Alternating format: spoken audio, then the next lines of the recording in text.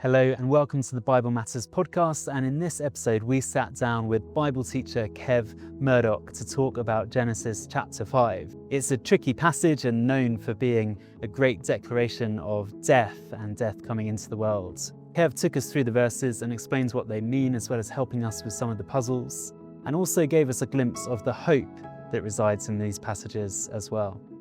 This is the Bible Matters podcast, encouraging you in faithful Bible teaching and ministry. Well, it's a real pleasure to be here today with Kev Murdoch. Kev, welcome to the Bible Matters podcast. Yeah, thanks, Leo and Molly. Great to be with you.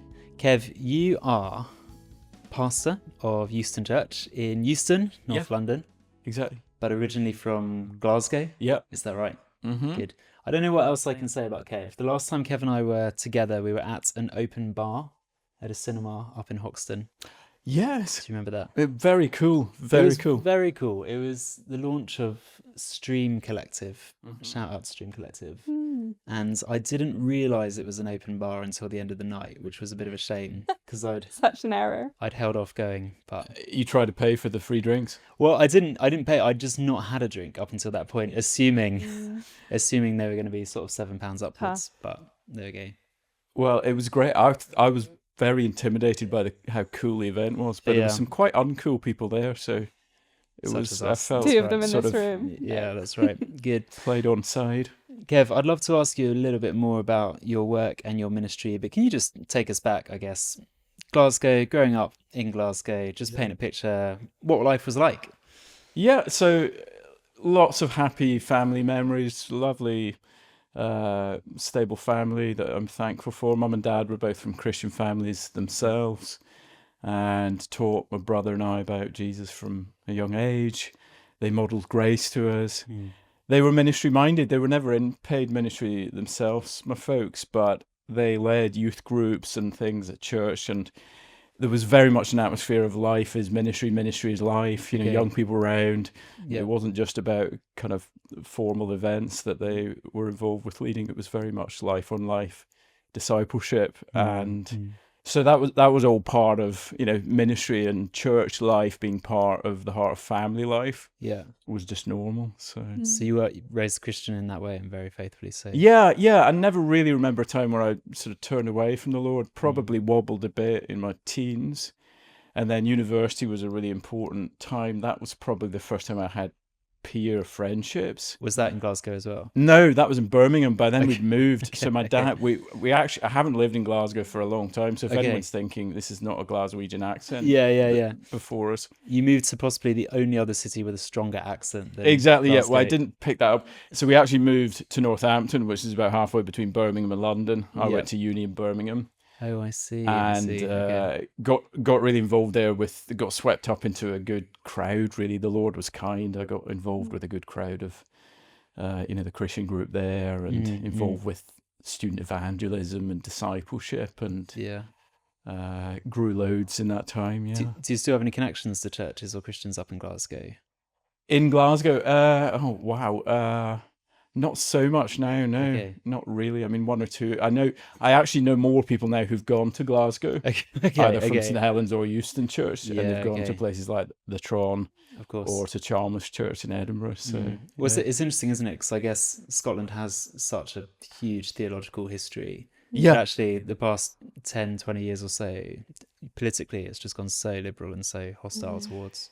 Well, it's really sad. They used to call it Bible-loving Scotland, and as you say, in the last couple of decades, they've almost wanted to be at the forefront of going in a more liberal direction, which has been sad. So you never had a temptation to go back there? Well, you see, they could almost accept an English person more than me. I'm the worst kind of, so I moved away. Yeah, so that's you're a bad defector. Proper traitor. Exactly, and now developing this English accent, I think I would be not acceptable. Yeah, okay, yeah, fair enough. Well, keep praying for them, I suppose. Exactly, yeah. I've been to Glasgow once, and I loved it. I thought it was awesome. I've got a cousin up there. Actually, one of my big reflections was there were a lot of Northern Irish people there. Well, all the best places have Northern Irish people, yeah. They told me that it's kind of like, it's basically the next city along from Belfast. It's obviously you've just got a huge body of water. Exactly. And you can go somewhere away without having to go to England. Yeah, which yeah, is the real totally. Yeah, Like exactly. the proper traitors among us. Exactly. Only come to England. Tick. So Kev, did you work at all before you were a Christian minister, or what was your path to Christian Yeah. ministry?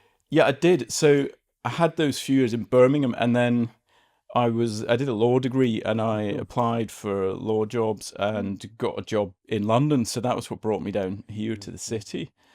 Not at all realizing that St Helens was on the doorstep and things. And I always look back, those key moments when you move to university and then move to a new city for a job, and you're just away from your family and church family. They're vulnerable moments, and I always look back on that as another key moment where the Lord really looked after me. And I started to go along to the lunchtime ministry at St Helens, got swept up in a good crowd there Cool. as well. And Sunday evenings, and just the Sunday evening service at St Helens when I was a young adult, that was the highlight of my week for about 10 years. Absolutely loved it. How come? Just like lots of other young people, or? Yeah, I mean, it was just a great kind of godly, healthy sort of place to be. Really good friends and great teaching and kind of people spurring you on to grow. So Yeah. I loved it. Were you kind of living the crazy 100-hour-week lawyer life at the same time?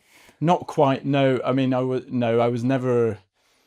I was never as fully into it as some others, I think it's fair to say. But yeah, I mean, even at the evening service at St Helens in those days was 7:00. Okay, wow. And then we'd go to after 8, they called it then. I don't suppose they call it that now. They do. Oh, they still call it that? There It's you still go. not after 8 now, but. And then we go to the pub. Okay, yeah, so late nights. Yeah, whereas our crowd nowadays, they all want to be home by 7:00. So everything starts. Our young adult service is at 3:00. Oh wow. Okay. Yeah, well, fair enough. Each to their own, I suppose. Exactly. And what was it? So you're there as a lawyer.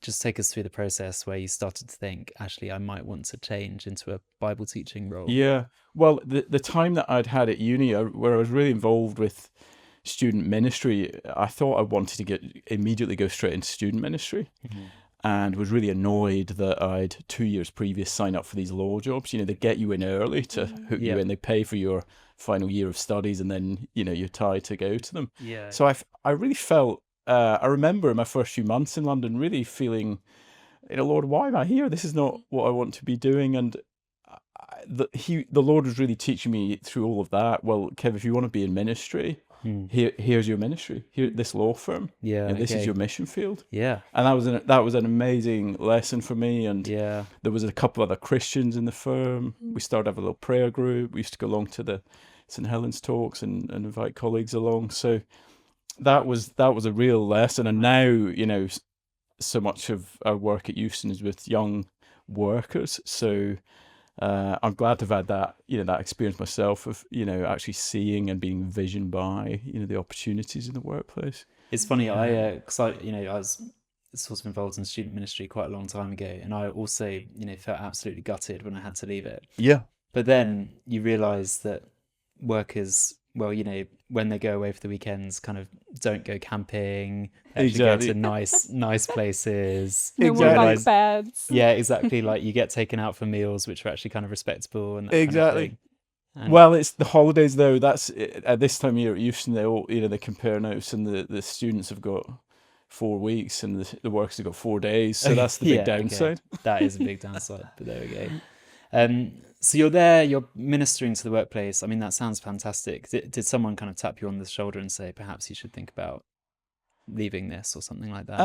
No, I don't think. I don't think so. I just had developed a heart for ministry, I think, when I was at uni, and some of the things opportunities I was being given there. But yeah, then I was leading one of the small groups at St Helens alongside being a worker in the city and getting a few opportunities to do talks and things. And after 4 years of work in the city, I then joined the St Helens apprenticeship scheme. So which Michael Yu, who led it at the time, he came to Euston a year or two ago and told them how terrible I was as an apprentice. I was one of the worst. Really? Oh, wow. How come? I think he's trying to be nice. He was basically saying it wasn't nice that Euston Church exists, given how terrible an against apprentice all the was. odds. Yeah.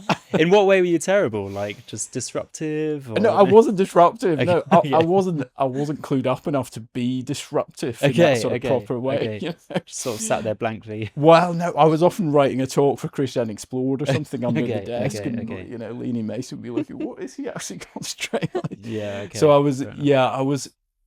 was too focused on the kind of making the most of the ministry opportunities and not focused enough on the training opportunity. Basically. Fair enough. So you finish the training scheme. Is that when you go to plant Euston Church, or? No. I went to Oak Hill at that point, actually. Okay. Yeah. So I went and did a BA at Oak Hill, not as a Church of England ordinand. I was an independent student at that point. Sure. And I did that I did it for a year, and then after a year, St Helens asked me to come back and to lead the Covent Garden lunchtime talks, which I'd been involved with leading just before I went off to Oak Hill when I was an apprentice. Yeah. And so that meant going then part-time at Oak Hill from then on. So there was a number of years where I was basically leading the Covent Garden lunchtime talks and finishing off at Oak Hill. Okay. So you were there for quite a few years then at Oak Hill, or? 4 years. 4 years in total. But some of it was part-time, yeah. Okay. Did you ever play for the football team while you were there? No, I didn't play for the football team. We challenged them to a game not too long ago, but they kind of gave us... I basically think they were too scared to play us. They kind of gave us times that I feel they must have known we weren't able to commit to. It's a nice opportunity to call them out on this podcast. Yeah, Oak Hill football team, if you're listening. It's clickbait, rage bait. Yeah. That's it, Oak Hill. Exactly. No, exactly. They're probably quite a bit older and not as in good shape as your Crowdley. Entirely not relevant to this podcast. But yeah. There we go. So you finished at Oak Hill. Yeah. Covent Garden, running a kind of midweek ministry. Yes. So by now where are we? We're probably 2008/9. Also, we started by that time a little lunchtime work at Euston Station as well. Ah, okay. There was a bunch of office workers coming down from Euston Station to Covent Garden. Ah, okay. So that's quite a commute, really. Well, right. I think they used to get a couple of taxis, basically. And then they said, hey, why don't you start one around the station? So we did that, and that was quite fruitful. So I think that was part of the backstory of Euston Church. Yeah, okay. Interesting. So also around this time, 2009, the PCC at St Helens were praying and looking at planting opportunities. They were thinking about Euston. Yeah, okay. In large part because of the student population and wanting to do something over there for students. From UCL, I presume. Exactly, and the other, there's actually quite a few other unis around there too. And I think partly because I'd been at the Euston lunchtime thing, they thought, well, why don't you try and get a core team together? Wow, fantastic. So 2008, you said, was that? So this was kind of late 2009 at this point. And I mean, felt pretty clueless about planting, and Charlie Screen was a great help. He was they called him our church planting mentor. Oh wow, okay. Which I used to introduce him that way at Euston, and Charlie used to hate it. Yeah, okay, yeah. But he was our church planting mentor. I remember we sat down in probably September 2009, and I've still got the kind of back of the envelope kind of. All we did was write down the dates between then and the following September, and think, okay, well, what should we do to get a core team? So. And then, so 2010 or so, it was finally planted. Was that? Yeah, exactly. So September 2010, we started services. So we've just had our 15-year anniversary. Wow. Yeah. Did you have an open bar for that? You should have been there. I should have been there. If I'd have known, I'd have been there. No, we didn't. We had a cake. So someone sweetly made a really nice Euston birthday cake, and we made a little bit of it. To be honest, at the service that Sunday, and some of the old timers came back, and I wasn't sure whether we should, because it's also new person season, and I was thinking, who cares that it's Euston Church's birthday? Yeah. But we'd not long ago studied 1 Thessalonians, and I was really persuaded by how much time Paul spends giving thanks for the ministry that's gone on among them. as part of reassuring the Thessalonians that God has been at work. So I thought, no, actually, it looks like this would be good for us spiritually to look back and not say, well done us, but thank you, Lord, for all that he's done. So and I guess on that past 15 years, any big kind of headline highlights of being the pastor of that church? I mean, it's been a joy, really. I think, there's some folks who've stayed around since their time as a student and they're still with us, and some of them have got a sort of special place in my heart. People like Pete, Fiona, Jack, Theo, because you've sort of seen them just mature so much in that period of time. As people, but also as Christians. Most of them from very flaky or nowhere at all when they were first with us, and you just see, wow, the 15 years of drip, fed by the Word of God, modelled godliness by His people praying for them, and just I can't believe the maturing that there's been in folks. And I mention them because I can sort of track their whole journey of 15 years, and it's just another thing that's persuaded me God really does work in power, through His Word, and as His Spirit has matured them. So it's people are the highlight, and then other people who've left. So I had the privilege to go to Singapore a couple of years ago, and we've had loads of people from there when they've been in London as students, and they go back and you don't really know what happens next. So I went to speak at this church's kind of annual away thing, and there's Ben, who's 5 years ago couldn't think about ministry training even though he had the gifts and godliness for it, because he was bonded in a government job. And now 5 years later, that's finished, and he's gone into ministry training in a church. God. And then there's Ryan and Diane there, and they were leading a group. They'd been at Euston, and they let me tag along with their small group for the conference. And just, wow, the best small group leaders I've ever seen. They're just, the way they cared for and taught their group. And so to see downstream some of the fruit of what had gone on at Euston, it made me, it energized me for the next 15 years, basically, and really made me think this is really serious and important work that we're involved with. This is a small patch of life for people, for most of them when they're with us, but actually to really help equip them, the convictions that they can put down, the desire to use their lives to serve Jesus. They then take that somewhere else, and just really exciting what the Lord's doing. Great. So Kev, it'd be wonderful to hear some of your thoughts on Genesis. I think today we're going to look at Genesis 5 verse 1 all the way through to chapter 6 verse 8. So everything underneath that title of This is the Book of the Generations of Adam. So can you just take us through this passage? Can you help us see what are some of the things that you think the author wants us to spot as we read it? Yeah.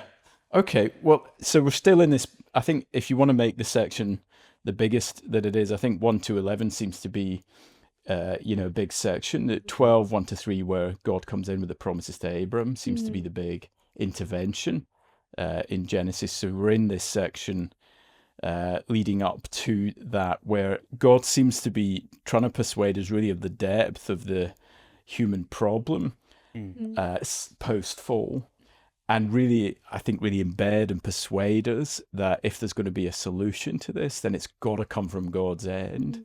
It's never going to be able to come from our end. Much as our love for ourselves and love of this world would love to think that us in the world can make all the difference, it's going to have to come from an intervention outside. And I think this section 5 to 6, 8 is really important in that you've already mentioned this is the book of the generations of Adam. That's the marker that you get at these different points through this bigger section of Genesis. This is the generations of. So that marks this off as a section, 5, 1 to 6, verse 8.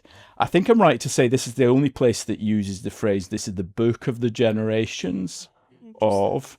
And so that it seems to be quite a general section, this. It seems to be, and it's the book of the generations of Adam, which can just be translated man. So this is the book of man, as it were.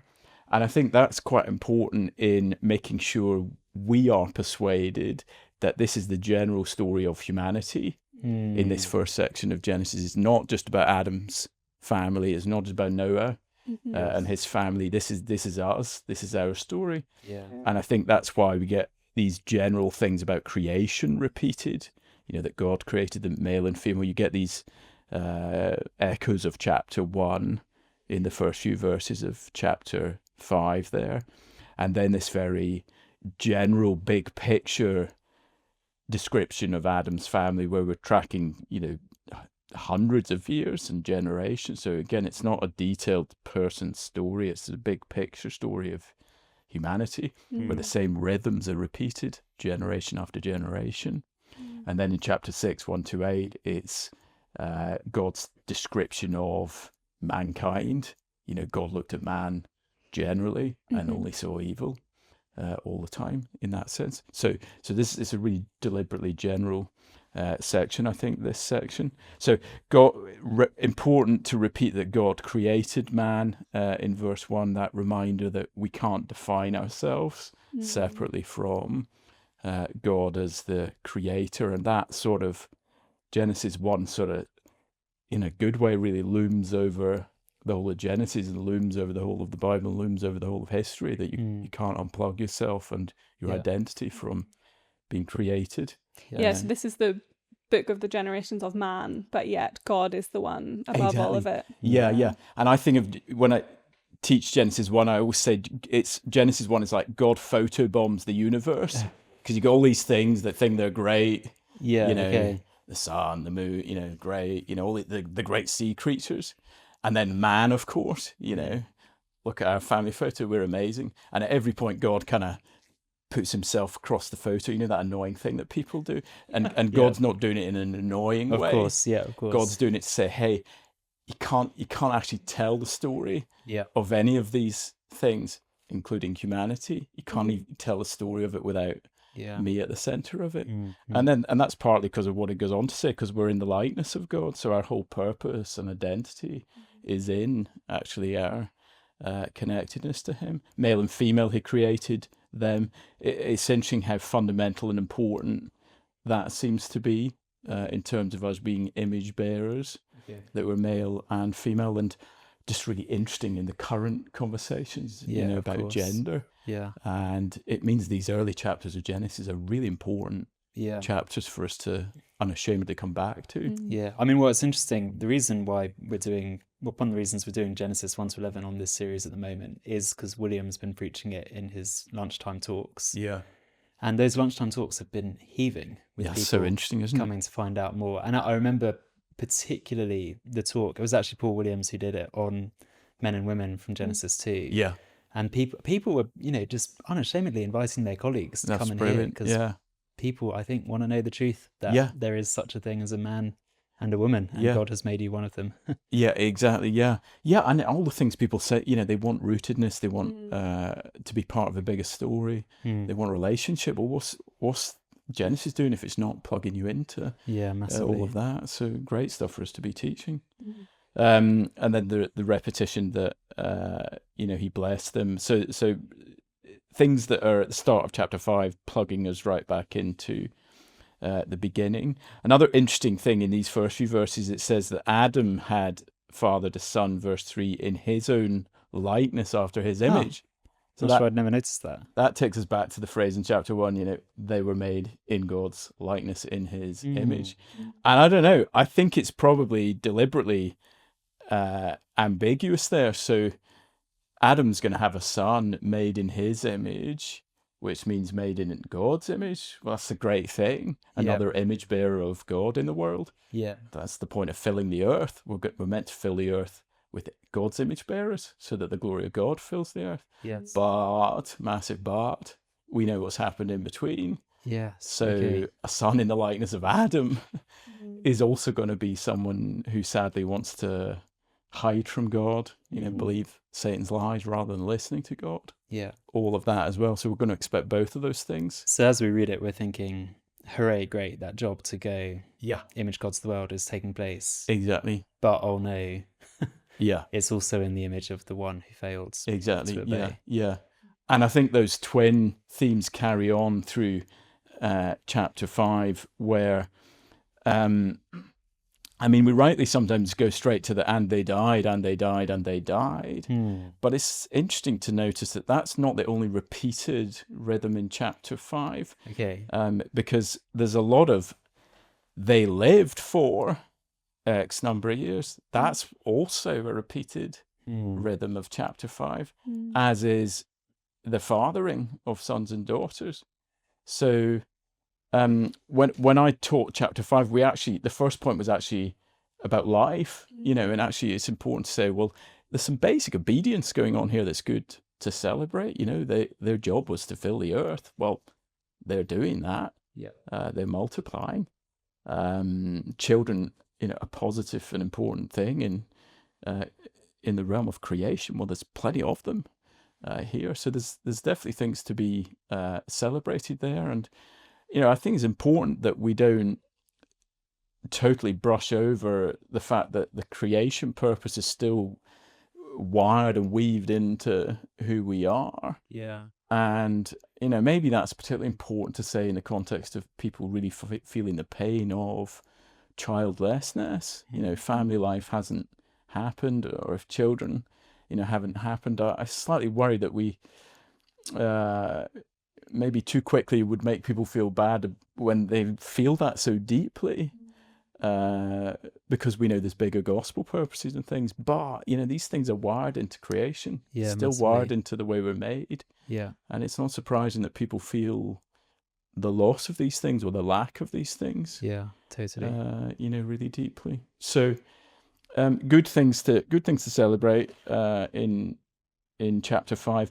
And I think actually to have a point that mentions all of that partly just does justice to, well, your repetition tool is reminding you of those things as well, but actually then compounds, I think, the tragedy of the fact that they all die. Yeah. Because it really emphasizes that, okay, no matter how obedient we are now to being fruitful and multiplying and even these long lives that people live, I don't know if you want to talk about that, but actually it all ends in death. Yes. The real futility of that alongside the life. Exactly. Yeah. It'd be great to hear. Yeah. I'm sure lots of people, as they read this, will notice things like Adam living for 930 years. How would you tackle that kind of thing? At some when of the you're teaching ages, it? that they had kids at, you think, gosh, these guys were on some medication. Yeah. Well, there's different ways that people deal with it. So some people would say they're working with years that are calculated in a different way from our 365 days. So that's one option. Another option is to say that they're symbolic numbers.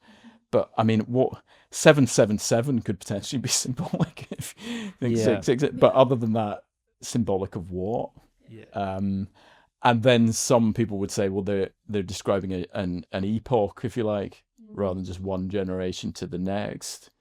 So that the 815 years, verse 10, is a kind of epoch rather than just the one guy's lifespan. But I don't think that really works because of the way that it moves from Adam to Seth, and it's pretty clear Seth's not someone who came 800 years after Adam. He's his direct descendant. Yeah. So I wonder if it's actually just a picture of a very distant world that was the world that was supposed to be, as it were, where we were supposed to live to a really ripe old age. Obviously we were supposed to never die. Eternal life is God's vision. And maybe it's partly just a case of, that C.S. Lewis thing about we're so much caught up with making mud pies in the slums that we can't imagine the life at the beach. Yeah. Well, maybe we're so sadly caught up in death and the short lifespan that we live with now that we can't imagine long life and eternal life. Eternal life's going to be longer than this. So I can believe that God can keep people alive for these lengths of time. Sure. And just into I'm totally with you on that. And I don't doubt that these people really did live those lives. But just in terms of like the literary value of why Moses or the author is actually including it here, do you think it is that to give us that sense of what the world once was, it was much closer to eternity back then compared to now.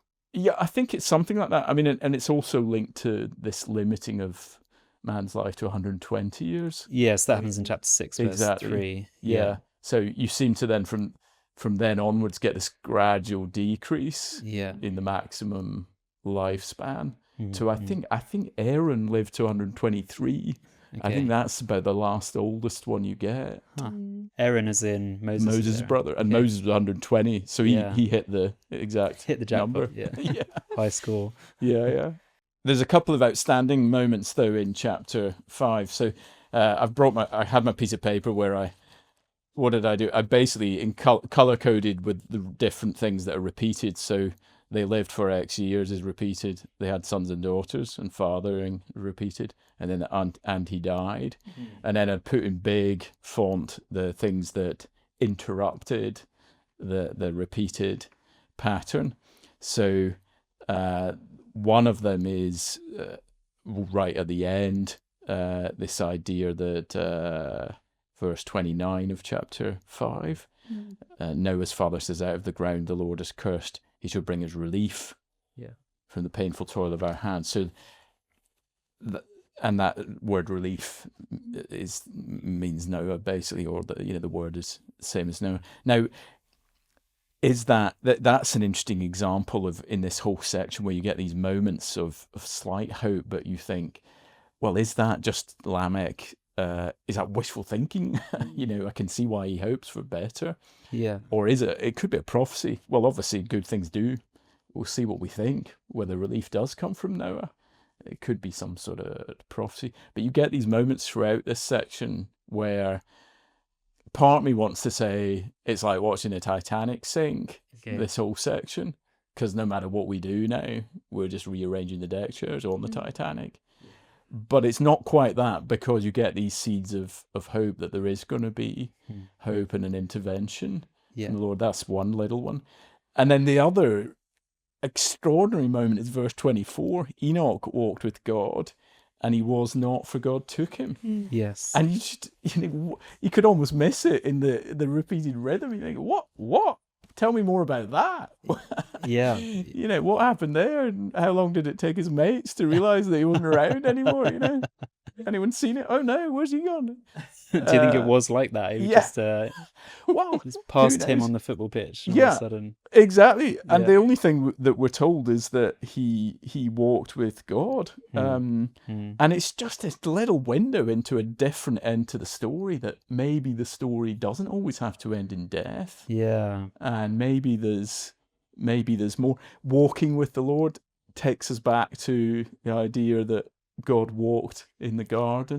What can you say from it other than, well, hope seems to be walk with the Lord, whatever that means exactly, reach out to the Lord. There's only going to be hope in this human story. Yeah. If we look to the Lord. So it's just another of those little moments that's saying to us, there's only hope here if we look up.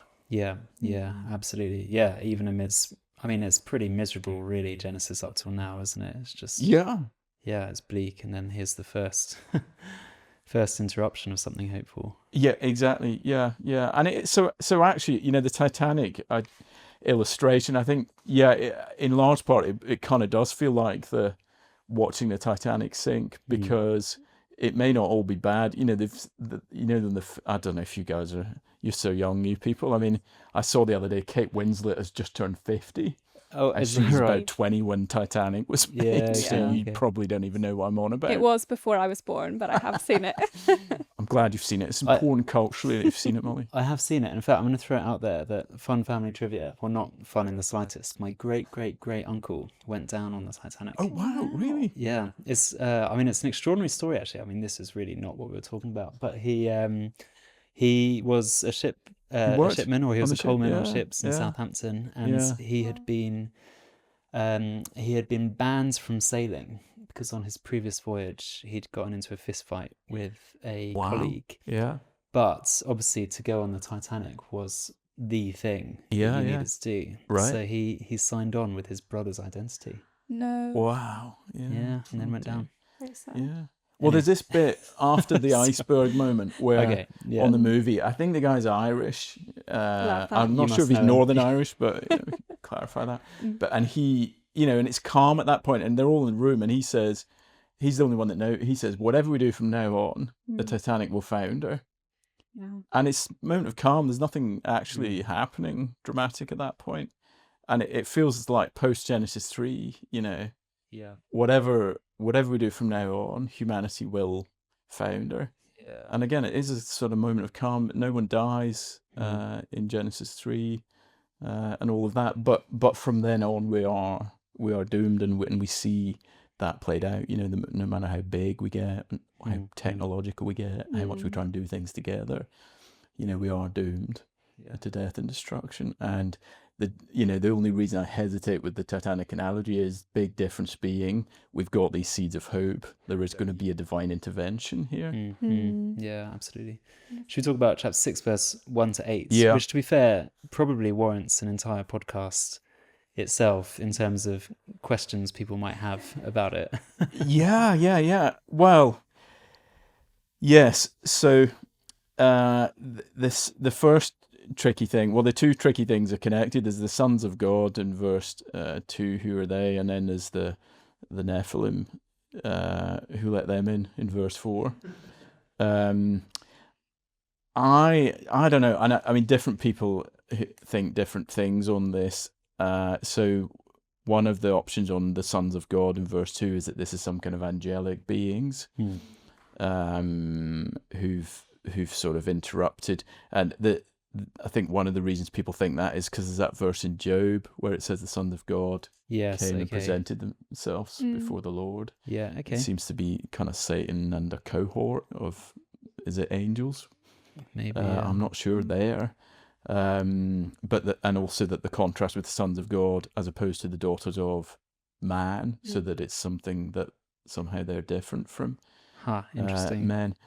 I mean, so I think that Gordon Wenham thinks that. He's one of the seminal commentators on Genesis. He's really good. That would be the number one commentary for me. I'm not sure it's angels because Jesus talks about angels not being sexual creatures in the same way as humans.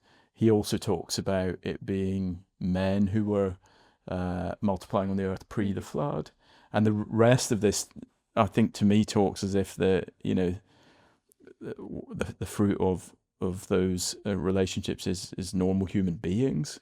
Throughout the rest of this, it seems, even with the Nephilim, so there's a lot of stuff about the Nephilim. People have written PhDs about the Nephilim, and I, slightly cheekily want to say, well, I know who the Nephilim are. I've got the secret to the Nephilim. Read the rest of verse 4. It says they're mighty men who are of old, the men of renown. So, and that's how they're presented in the only other place where they're referenced, which is in Numbers, I think, chapter 13. They go into the land and there's these kind of, the Nephilim, they're presented as giant kind of figures. That's right. But giant men, they're big blokes, but they're blokes. I think it seems to be from there. Interesting. So actually, you think both of these things, they're maybe just slightly odd ways of just talking about the humans who are there? I think so, yeah. I think the sons of God, the daughter man, it slightly pairs with the phrase, the man and then daughters in verse 1. Sons of God, daughters. Yeah, okay.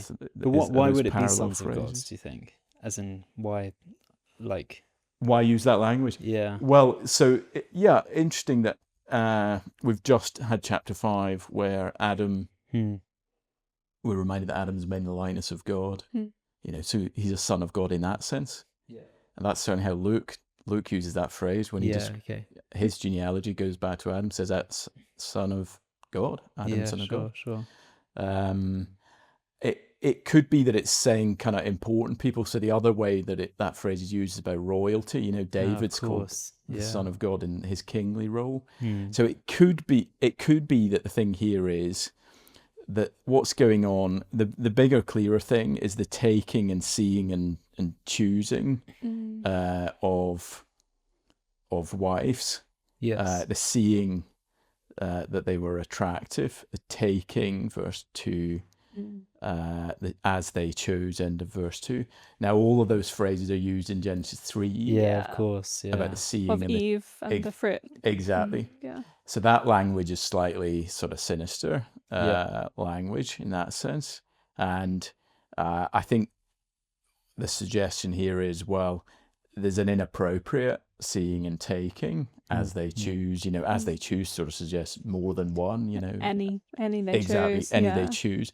And it could be that the sons of God reference and the Nephilim reference suggests that this is particularly there's a kind of brute force thing at play here, where particularly the strong blokes are going around taking whoever they want as their wives. Which, why is that mentioned? Some might say, well, there's another example of the Bible being obsessed with sex. Why is that the thing that it picks up on? And, well, again, it's the male-female thing, and how significant the male-female relationship and the marriage relationship is in creation. Yeah, and here's a kind of aberration of that. Exactly, Exactly. yeah. If you're going to go against God's plan, this is one of the fundamental areas. And I suppose where there's that sort happens. of, if they're having offspring, it's sort of imaging God, but it's just happening through this incredibly twisted and horrifying way. And increasingly violent. There's Yeah. as chapter 6 goes on, there's more violence, there's wickedness in verse 5. So that seems to set the context for God's real regret. I mean, that's very, very compelling. It's not quite as exciting as Nephilim being sort of like Titanic giants, you know what I mean, roaming the world. Yeah, right. With Yeah. secret special powers. Exactly. Do you know my wife and her sister are both quite tall, and they're both taller than their parents. My wife's dad used to refer to them as the Nephilim. That's really nice, isn't it?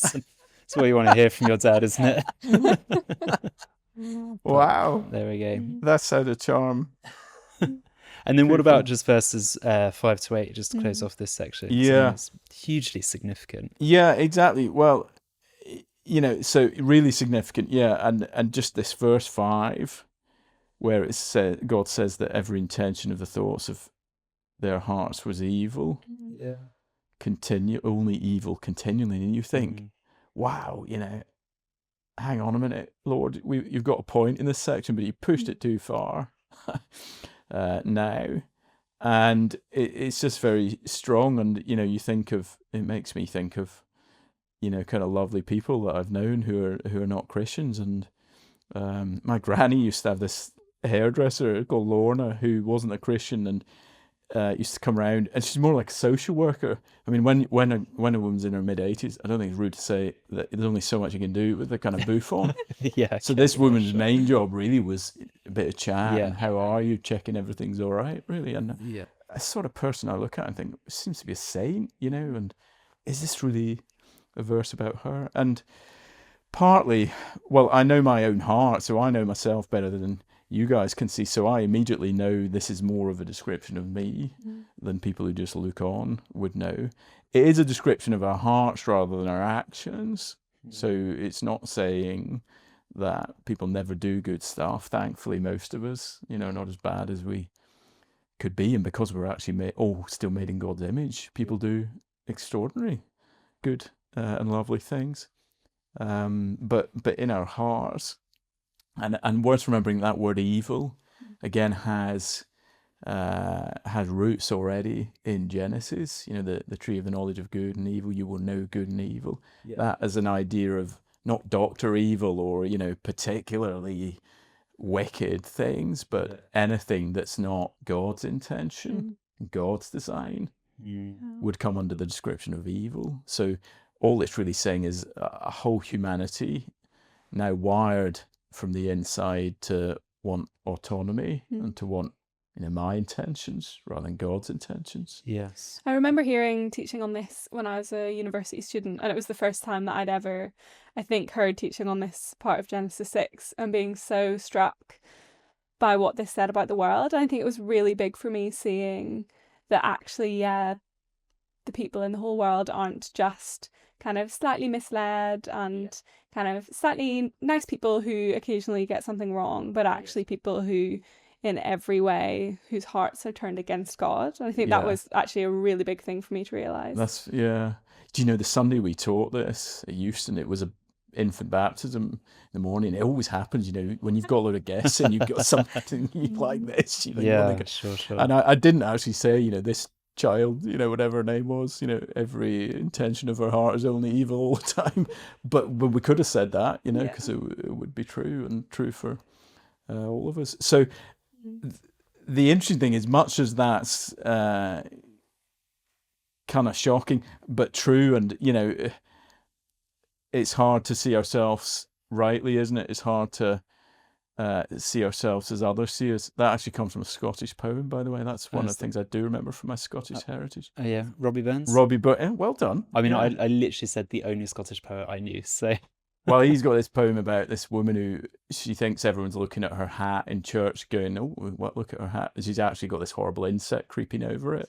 They're all looking at it, going, "Wow, look at that." So, and he gets philosophical and goes, "Yeah, wouldn't it be great if we could actually see ourselves as others see us? We're not very good at it. Yeah. Would you see it as a gift if you could? Well, do you see it as a gift to see yourself the way God sees you? Because that's what that verse is. And actually, if we can hear it, then it could actually be a gift and a wake up to see ourselves the way God sees us. Yeah. But maybe even more shocking, actually, than that verse is the next verse. Yes, indeed. That the Lord was sorry that he'd made man on earth, and it grieved him to his heart, and sometimes translated repented or regretted. And, obviously there's things there that you have to be careful of. God doesn't change his mind in that sense. And things here about God's feelings, and people would say, got to remember God's immutable, whatever. But it's one of those verses where you have to let the text in front of you breathe into your theological system, as it were. Of course, and maybe even let it shape your theological system. That it's really strong what it says, that God is grieved to his heart. And that's a verse that's used later, a word that's used later in Genesis about the two guys whose sister's just been raped, and it grieved them. And it's just worth pausing on, just how does God feel about human sin? He's not the force, God is a person. He could be grieved. And I am sorry that I have made them. It's absolutely massive. So that hugely then teeing up what's going to happen next. And if we think that it's sort of unfair of God, or a bit mean of him in that point, to think that he's going to blot out humanity, the way it's presented is as the just verdict, really, for the way that we've treated him and treated each other in his world. So you sort of think, well, any third-party observer would have to say, this is the appropriate punishment that fits the crime, given what we've seen, I'm afraid. And then finally, biggest cliffhanger maybe so far in Genesis 6 verse 8. Exactly. Noah found favor in the eyes of the Lord. And again, when you're teaching this stuff, you have to be careful, because you could rip this out and suddenly it's a really positive talk, and then you wouldn't have dwelled enough on 6:1 to 7. But again, it's another of those moments that I mentioned earlier, where it's not totally the Titanic sinking. We're given another seed of hope. Massively. Here. So Noah found favor, literally grace. Grace finds Noah. Well, where is hope? Only in the grace of God, and to be continued. Exactly what that means and what that's going to look like. TBC. And in the hunt for the offspring as well, who's going to crush Satan's head. Exactly. It does feel like the spotlight all of a sudden it's on this guy Noah. Exactly, having been teed up by his dad. At the end of chapter 5. Massively. Kev, on the podcast on our channel, we featured one of your talks on Genesis 5. I thought it was a really brilliant talk, and I feel like our kind of raison d'etre is to only feature brilliant talks. But amongst the brilliant talks that we feature, I think it was really, I mean, don't tell the other podcast guests. Well, was that the one where we went through the genealogy and they died? Yeah, They died? that's right. Yeah. And Yeah. it started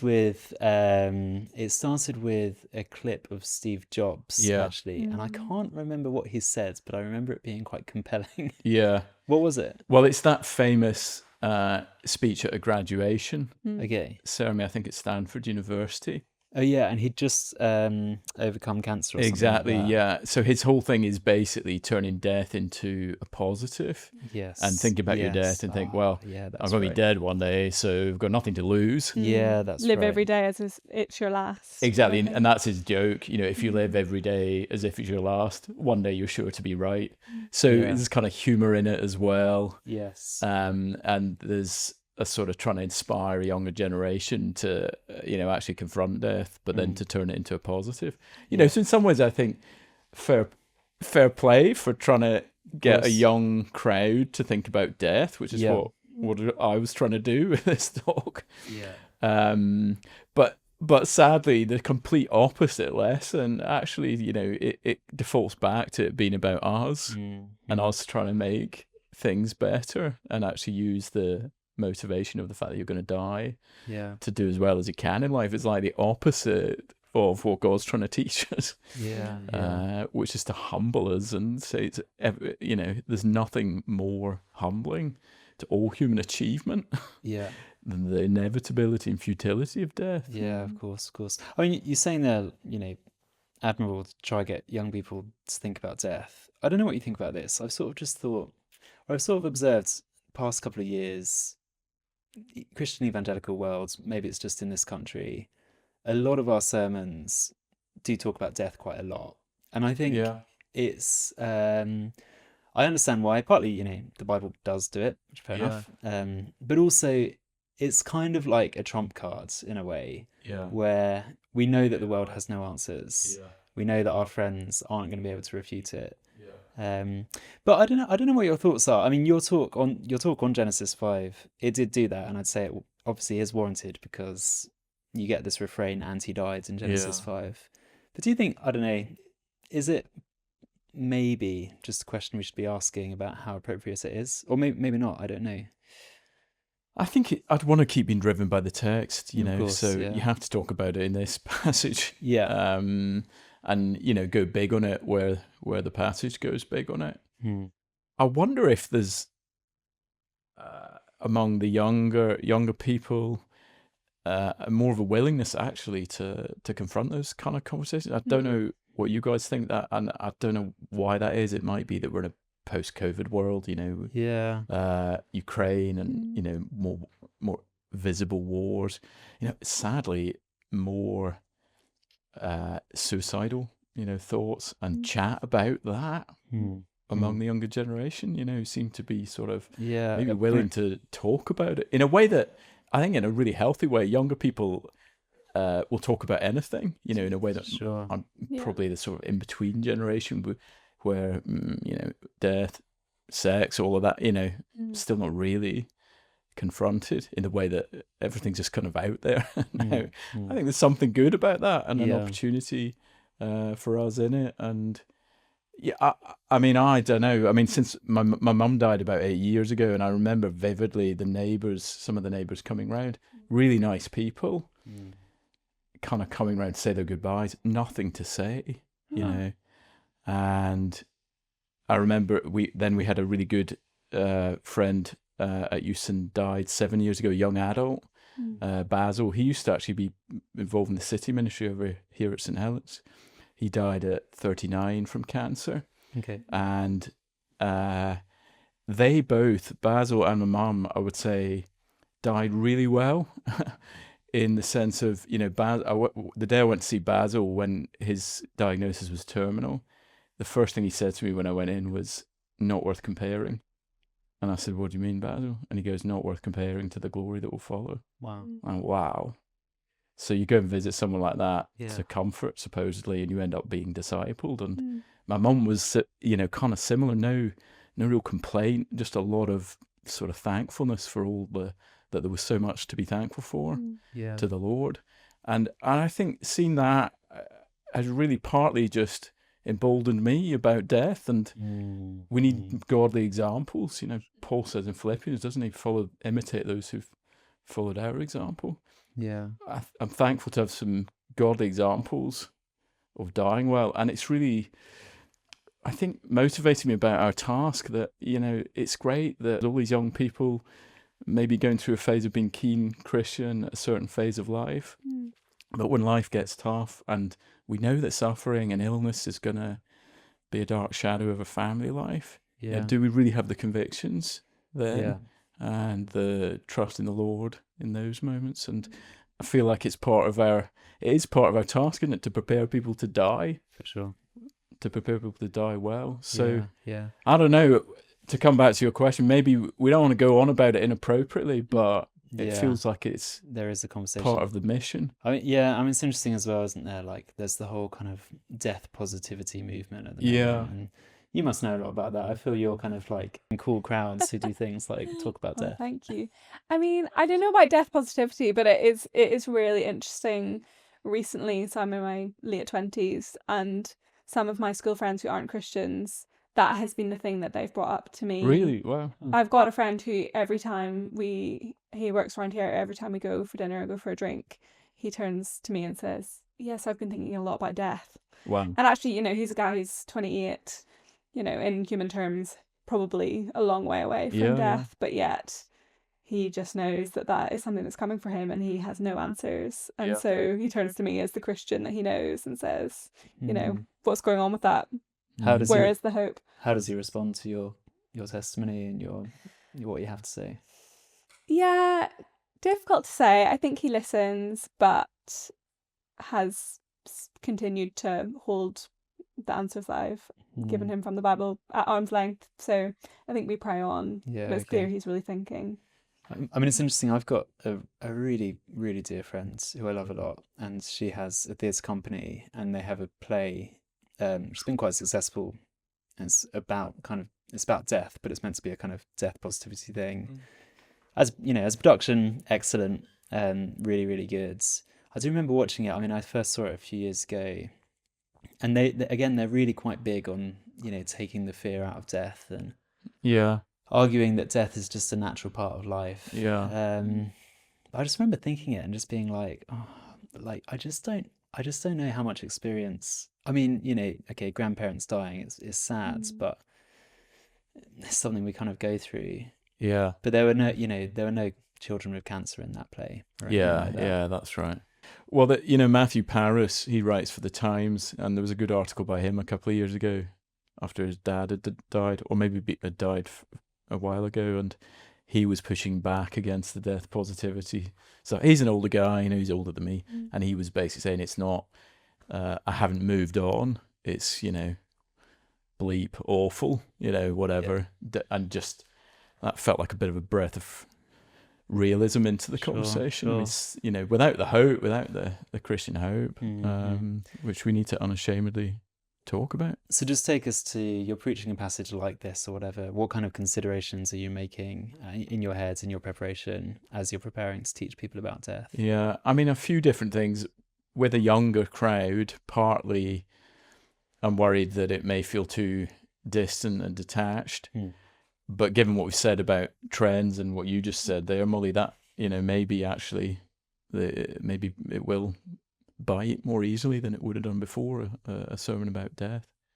But still, I'm trying to get people to think, what are the other alternatives? In terms of, well, there's the Steve Jobs approach, there's the, Fitbit approach. Let's just, count our steps for the next 30 years. Everyone's got their Oura rings. Exactly. We'll live for an extra 5 minutes at the end or whatever.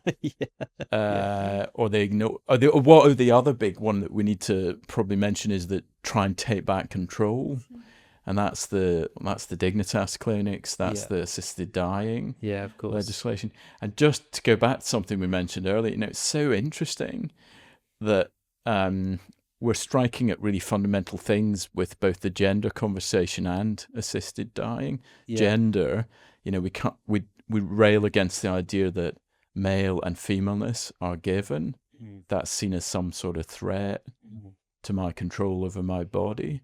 when these are fundamental things about us in creation. And then death, we rail against death because we're not in control of that either. So we try and take back control there by being in control of the timing, the manner, whatever, of our death. So, and they are Genesis 1 to 11 kind of big themes, I suppose. Yeah. Yeah. So, and it's interesting that they're sort of where we're at at the moment. We sort of suggest we really are trying to strike at rail against the most fundamental ways that we are created beings, and it's futile, I'm afraid. And really sad. I mean, the other thing I'm thinking as I prepare to preach is tone. There'll always be people in the room who've got really sad stories in their background, and really sad stories being played out in their family lives right now. So tone is important. I try not, when I'm speaking about subjects like death and suffering, I try not talk up front in too different a voice or tone or vocab than I would if I was having the conversation face to face with a person. So as to hopefully communicate, hey, we're all human beings on this. We're not. Of course. And then just to teach the passage, and not be afraid to teach Christian hope. So the danger is that when sometimes a sad thing's so sad and tragic, and a family story, that we're almost then shy of speaking the gospel into it. I remember when I was doing my training for the Church of England and was at a placement church, the vicar there, we were talking about funerals, and I'd preached John 11, Lazarus. And this guy said to me he never teaches that passage at funerals anymore because it never happens that way at the funerals. And I could kind of understand what he meant. As in, they never come out of the tomb alive. They never come out of the tomb like Lazarus did at the funerals we take. But I thought, I'm not going to stop. Of course, I'm not going to stop preaching John 11, because here's hope. Lazarus is a one man example of what Jesus is going to do for all of us, and that's our great hope. Resurrection life. So we need to not be afraid to actually preach that. And massively. I mean, I was going to ask that just as a very final kind of question and words.